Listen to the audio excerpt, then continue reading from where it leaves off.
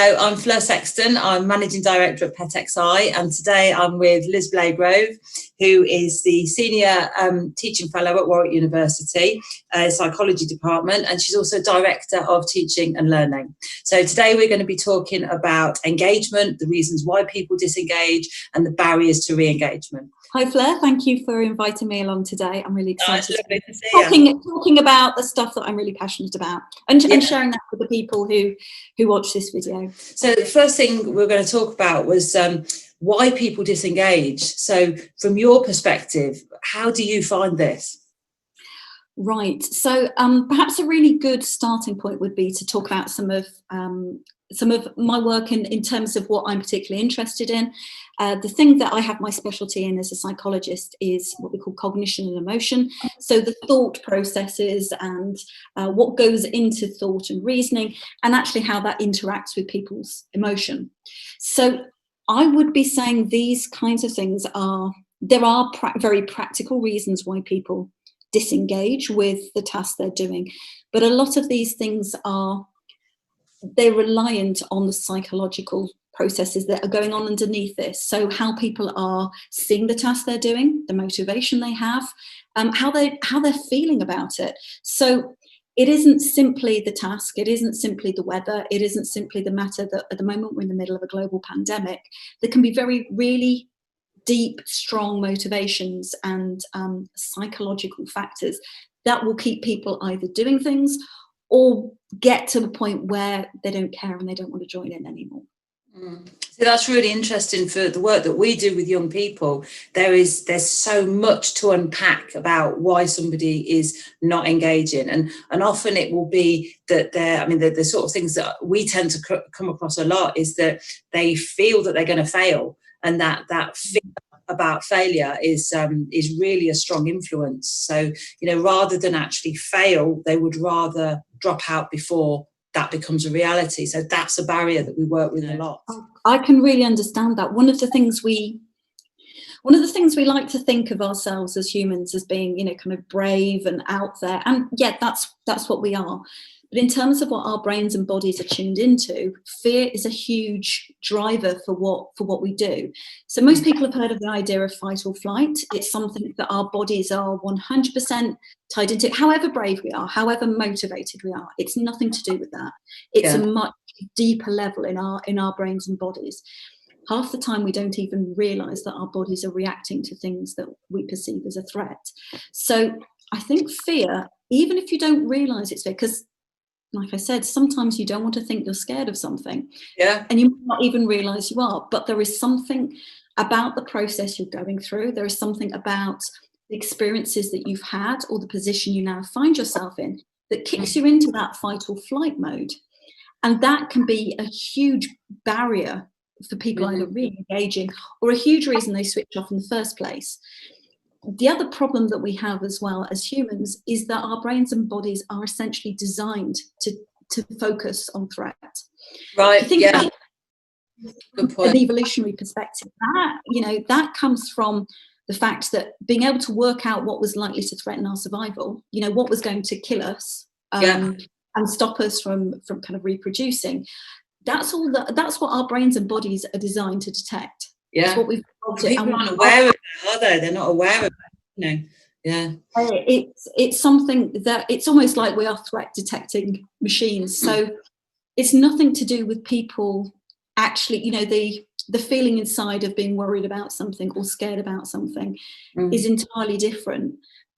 It's related, but it's not the fact that our brains will zoom into this stuff that is worrying us and just make it such a big deal to a point that it almost becomes that we can't overlook it. We just zoom in on it and focus in. And it can become something that, this is where things like anxiety and depression come in. Yeah, and anger. We see it with anger as well. So we will always translate anger as fear because often you're right. People are really scared about something. They're really scared about new opportunities that might be really exciting to the adults presenting them, or to even with adults, you know, that somebody's given an opportunity that on the face of it is a really exciting thing, but there's the fear of failure, there's the fear of what happens if I let people down, there's all these things that are going on that you're not aware of, and it can, your body will be responding to that and creating all of this agitation. What's left then to the person involved is they put a label on it, and that can be anger. It can come out as anger, it can come out as fear, it can come out as anxiety, it can come out as sarcasm. Well, why would I want to do that for? And what's happening is somebody is putting a label on what's happening to their body, and the thing that they are not really aware is fear, because we do have this way of looking down on being afraid of something, when actually it's the really natural thing, and it's the thing that's kept us alive, and it's the thing that's kept our ancestors alive for us to be here on the planet. True. When to be scared and when to run away. It's called fight or flight for a reason. Absolutely. But you see, it comes out as anger sometimes. And then see, when we're working with young people who have maybe been excluded from school, those responses to fear can often get them into a situation where it's making the whole thing worse, because then if they're scared, if they respond in an inappropriate way and it comes out as anger or whatever it comes out as, and then it can get worse, the situation can spiral. And so it's about, for us, it's often about breaking that cycle of where things have started to go wrong. So that's often the point that we will come in. And so that's why we will often take a view that whatever's happened before, draw a line, that's it, we leave that, and then we move on, and it's all about positive action, which you would be more involved in looking at the reasons why, but we sort of take the other view that, okay, we don't know the reasons why, which is why it'll be so fascinating working with your students, you know, to actually look at those reasons why, but we will tend to take an action-based moving forwards view on it. So bringing those two sides together, to me, is really, really interesting. Really interesting. I guess there's another way you can look at this as well, and I guess this starts to move us on to what you can do next. What you're talking about in terms of positive action is what we would call behaviour change. Right. You're almost at that point, if somebody's very used to reacting in a negative way, and let's take out those labels of fear or anger. It's just negative. Let's just call it negative, because we do have these labels and kind of say, this is something, you know, oh, you're not supposed to show your fear, or you're supposed to contain your anger. That's just what society says. But after a while, if you're experiencing the same thing over and over again, you've developed this behavioural pattern. It's a habit that you've formed. And once you've got into this, it's a little bit like a hamster on a hamster wheel. You're going over it again and again and again. And the hardest thing is to stop and say, right, I want to do this differently. Because your brain, your body, your behaviour is all lined up to carrying on doing things the way you have before. It's so tough, and if we're going to go back to putting labels on, it's incredibly brave to say, actually, I want to stop this cycle. I want to get off the hamster wheel. Not that I'm calling any of the people you work with hamsters. I've got a great mate. But you can say, oh, stop, I want this to change. And I think when you're talking about the work that you do at PetXI and giving that way of changing behaviour and stepping off the treadmill and moving out of that behavioural pattern, if all somebody needs to say is, I want this to be different. Moving on to the barriers to re-engaging, I think that's really interesting, because you've got all of these behaviours at play, and then on top of that you've got the sort of socio-economic side, which can be real barriers, like not having money to get a bus to get into wherever the course is going on, for example. That is like a real barrier, like in tangible terms. So I think when you start getting these layers of barriers, it gets really complicated, and there's a constant, I think sometimes people think barriers are something that you remove once and it's a linear thing, but it's not, is it? It's like a constant process of removing them. It's almost like sometimes a daily activity of having to keep removing the barrier that's come back again. I guess as well, and I'm trying to think about what life is like for somebody who's, I mean, I'm lucky. I'm lucky in the environment and the opportunities I've had. I've also had barriers to do the things that I want to do, but I'm trying to think what it's like removing it one day, and then perhaps almost you have to work as hard again. So kind of Yes. double the effort the next day, because you've got to make up for the day that you've moved that barrier in the first place. I think the people you work with are really lucky to have an organisation like PetXI that helps them think about moving those barriers, because sometimes as well, I mean, I'm going to talk about the bit that goes on in the head, and it's great talking to somebody that's thinking about what actually happened. Do you know what I mean? The real world, what happens out there that you can see. But I can understand for somebody that's facing those obstacles in, day out, having to make them think about how that shifts, what their day is going to be like, what the next day is going to be like. Absolutely. What they say to people, what they're going to do, all the habits they're having to change, all of that effort in your head, then that is going to build up as a kind of almost, well, it's almost back to that fear again, because it's a constant worry. It's something always on your mind.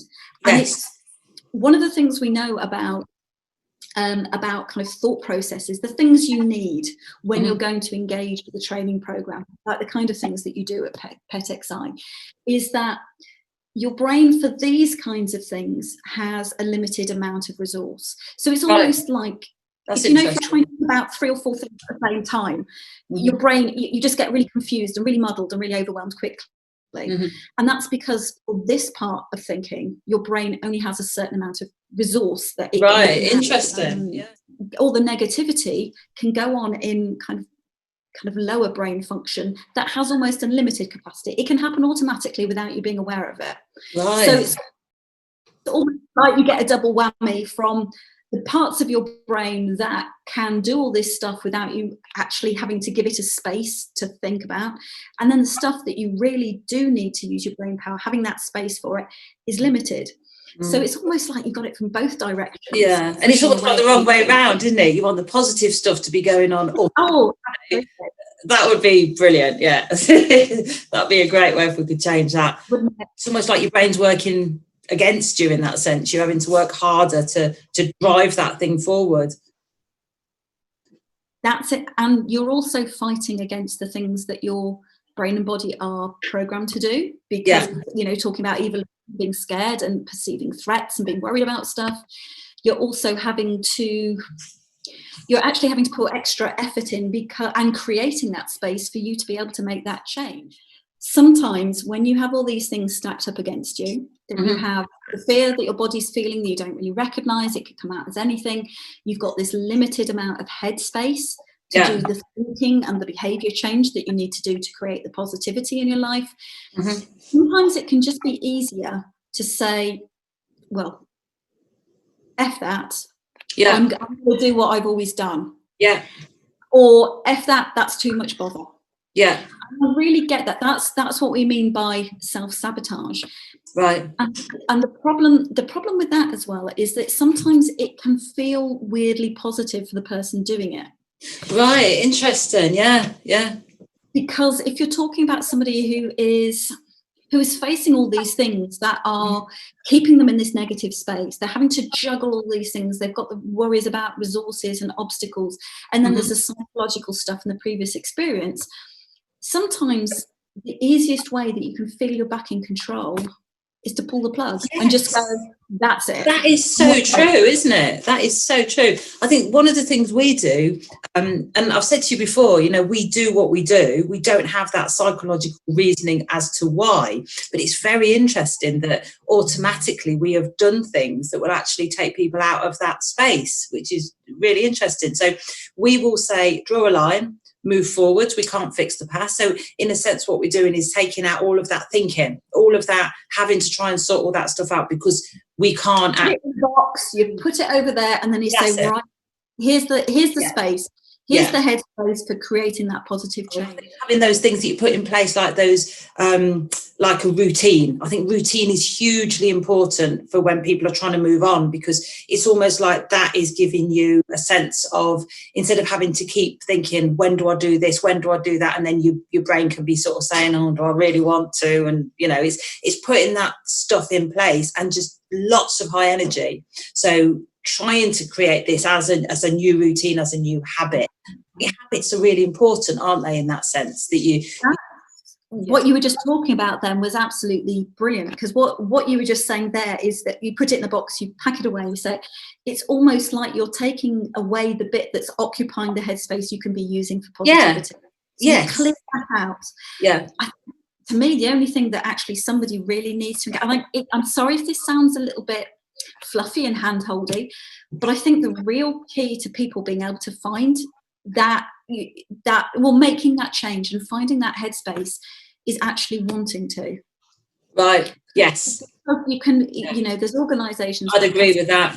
That will help you, that will train you, that will help you build routines. Routines take all of that stuff that's cluttering the mind space, and you put it into the bit of your brain that means you don't have to think about it, that it happens automatically. So it's almost like downloading it. Yeah. You're saying, I'll watch it later. I don't have to think about that now, because the bit that you can watch, the bit that's on screen, the bit you can focus on is so limited. Then let's focus on what actually creates that change. Brains are really cool. I'm sorry, I know I sound like a geek. In some ways, they can be set up to challenge us. So, for example, this idea of kind of fear and focusing on negativity. But when you can create that space, then human beings are just amazing. And there's nobody ever that you're in a position where you can say you're a lost cause.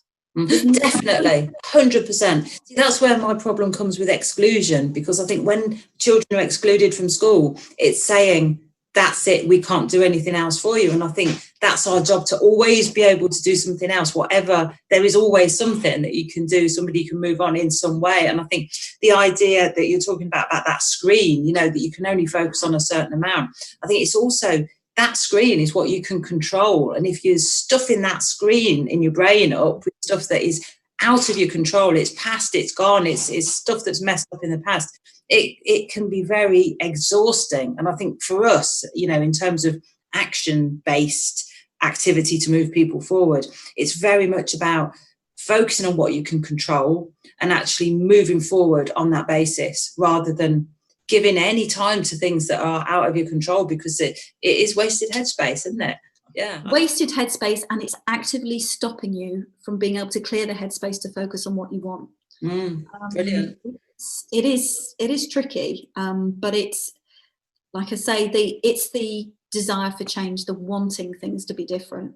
So for success then, like finally the sort of point we're looking at is what success looks like. And so I suppose success, really, its starting point is the desire to go on that journey, which is really important. So when people like enroll with us, it's like they're saying, I want to be on this, they want to be on that journey. And I think looking at what success is, would you say it's about people moving to a place that is positive, or would you say it's, something that they are taking on, that they achieve? I mean, how would you, as a psychologist, a psychiatrist, how do people look at the idea of success?